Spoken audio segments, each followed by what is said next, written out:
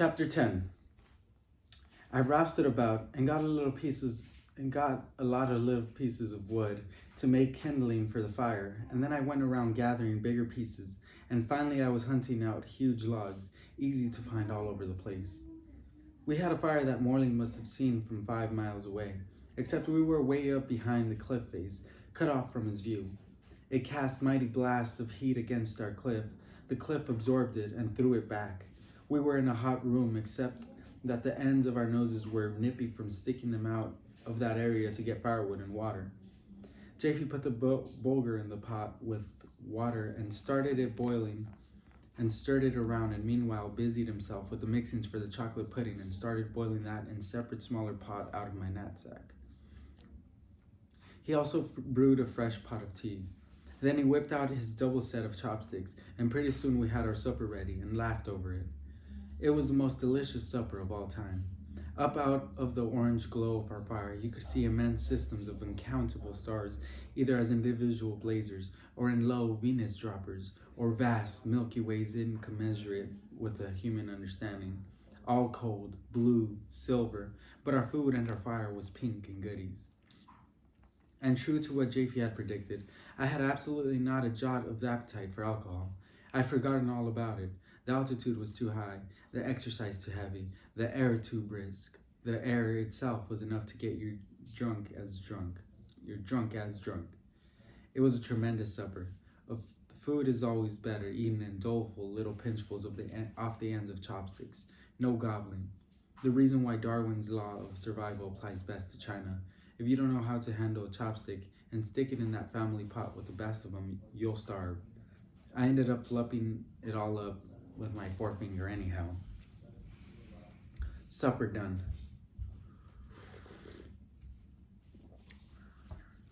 Jaffe assiduously got to scraping the pots with a wire scraper and got me to bring water, which I did, dipping a leftover can from the campers into the fire pool of stars, and came back with a snowball to boot, and Jaffe washed the dishes in pre-boiled water.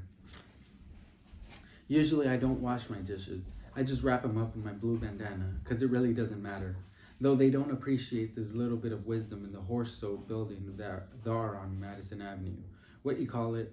That English firm? Erber and Erber. What all? Damn hell, and upside down, boy, I'll be as tight as Dick's hatband if I don't feel like taking out my star map and seeing what the lay of the pack is tonight. That hound's a pack up there more uncountable than all your favorite Surangami sutris, boy. So he whips out his star map and turns it around a little, and adjusts and looks and says, it's exactly 8:48 p.m. How do you know? Sirius wouldn't be where Sirius is if it wasn't 8:48 p.m. You know what I like about you, Ray? You woke me up to the true language of this country, which is the language of the working men, railroad men, loggers. Do you ever hear them guys talk? I sure did. I had a guy, an old oil rig driver, truck, picked me up in Houston, Texas one night, round about midnight, after some little faggot who owned some motel courts called of all things, and rather appropriately, my dear, dandy courts, had left me off and said, if you can't get a ride, come on in and sleep on my floor. So I wait about an hour in the empty road, and here comes his rig, and it's driven by a Cherokee. He said but his name was Johnson, and Allie Reynolds, or some damn thing, and as he talked, starting in with a speech like, well, boy, I left my mammy's cabin before you knew the smell of the river and came west to drive myself mad in East Texas oil field. And all kinds of rhythmic talk, and with every bang of rhythm, he'd ram at his clutch and his various gears and pop up the truck and had her roaring down the road about 70 miles an hour, with momentum only when his story got rolling with him. Magnificent. That's what I call poetry.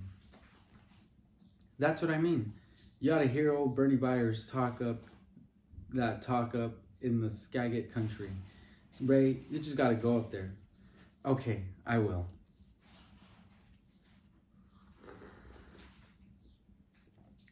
Jaffe, kneeling there, studying his star map, leaning forward slightly to peek up through the overhanging gnarled old rock country trees, with his goatee and all, looked with that mighty graw-faced rock behind him.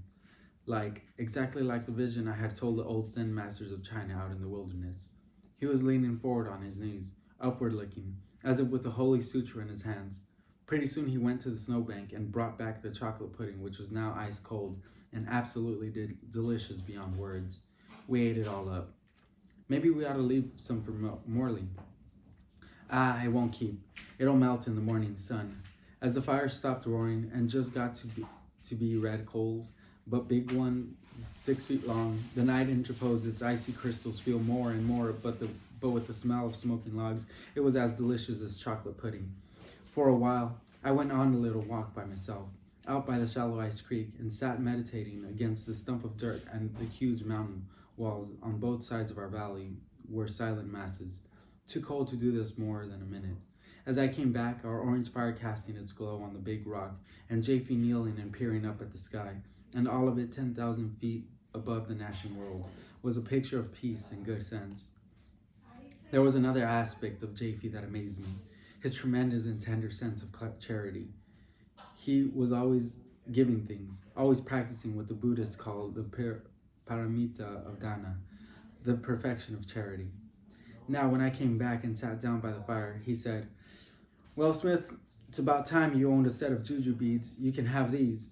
And he handed me the brown wood beans, run together over a strong string with the string black and shiny, coming out of the large bead at the end of the pretty loop. You can't give me something like this. These things come from Japan, don't they? I've got another set of black ones. Smith, that prayer you gave me tonight is worth that set of juju beads, but you can have it anyway. A few minutes later, he cleaned out the rest of the chocolate pudding, but made sure that I got most of it. Then, when he laid boughs over the rock of our clearing and the poncho over that, he made sure his sleeping bag was farther away from the fire than mine, so I was sure to be warm. He was always practicing charity. In fact, he taught me, and a week later, I was giving him nice new undershirts I discovered in the Goodwill store. He'd turn right around and make me a gift of plastic containers to keep food in. For a joke, I'd give him a gift of a huge flower from Alva's yard. Solemnly, a day later, he'd bring me a little bouquet of flowers picked in the street plots of Berkeley. "And you can keep the sneakers too," he said. "I've got another pair older than those, but just as good." I can't be taking all your things. Smith, you don't realize it's a privilege to practice giving presents to others. The way he did it was charming. There was nothing glittery and Christmassy about it, but almost sad, and sometimes his gifts were old beat-up things, but they had the charm of usefulness and sadness of his giving. We rolled into our sleeping bags.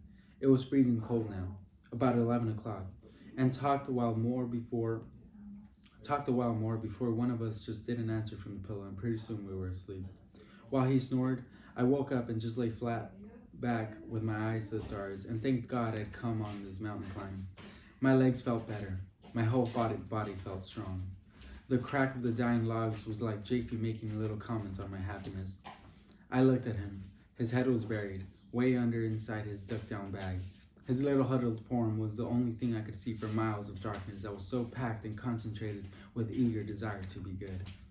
I thought, what a strange thing is man. Like in the Bible it says, "Who knoweth the spirit of man that looketh upward?" This poor kid 10 years younger than I am is making me look like a fool, forgetting all the ideals and joys I knew before. In my recent years of drinking and disappointment, what does he care if he hasn't got any money? He doesn't need any money. All he needs is his rucksack with those little plastic bags of dry food and a good pair of shoes, and off he goes and enjoys the privileges of a millionaire in surroundings like this. And what a gouty millionaire could get up to this rock anyhow. It took us all day to climb, and I promised myself that I would begin a new life. All over the west, and the mountains in the east, and the desert, I'll tramp with a rucksack and make it the pure way. I went to sleep after burying my nose under the sleeping bag, and woke around dawn shivering. The ground cold had seeped through the poncho and through the bag, and my ribs were up against a damper damp than the damp cold bed. My breath was coming out in steams. I rolled over to the other ribs and slept more. My dreams were pure cold dreams like ice water, happy dreams, no nightmares. When I woke up again, and the sunlight was a pristine orange pouring through the crags to the east and down through our fragrant pine boughs, I felt like I did when I was a boy, and it was time to get up and go play all day Saturday in overalls. Jaffe was already up singing and blowing on his hands at a small fire. White frost was on the ground. He rushed that away and yelled, Yodelahi! And by God, we heard it come right back at us from Morley, closer than the night before. He's on his way now. Wake up, Smith, and we have a hot cup of tea, do you good? I got up and fished my sneakers out of the sleeping bag where they'd been kept warm all night, and put them on, and put on my beret, and jumped up and ran a few blocks in the grass. The shallow creek was iced over, except in the middle of where a rill of gurgles rolled like tinkly tinkly. I fell down on my belly and took a deep drink, wetting my face.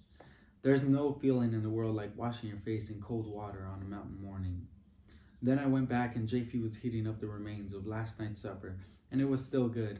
Then we went out on the edge of the cliff and hooed at Morley, and suddenly we could see him, a tiny figure 2 miles down the valley of boulders, moving like a little animate being in the immense void. That a little dot down there is our witty friend Morley. That little dot down there is our witty friend Morley, said Jaffe in his funny resounding voice of a lumberjack. In about 2 hours, Morley was within talking distance of us and started right in talking as he negotiated the final boulders, to where we were sitting in the now warm sun on the rock waiting. The Ladies' Aid Society says I should come up and see if you boys would like to have blue ribbons pinned on your shirts. They say there's plenty of pink lemonade left, and Lord Mountbatten is getting mighty impatient. You think they'll investigate the source of that recent trouble in the Mideast, or learn to appreciate coffee better? I should think with a couple of literary gentlemen like you two, they should learn to mind their manners. And so on, for no reason at all, yakking in the happy blue morning, sky over rocks with a slaking grin, sweating a little from the long morning's work. Well, Morley, you ready to climb Matterhorn? I'm ready just as soon as I can change these wet socks.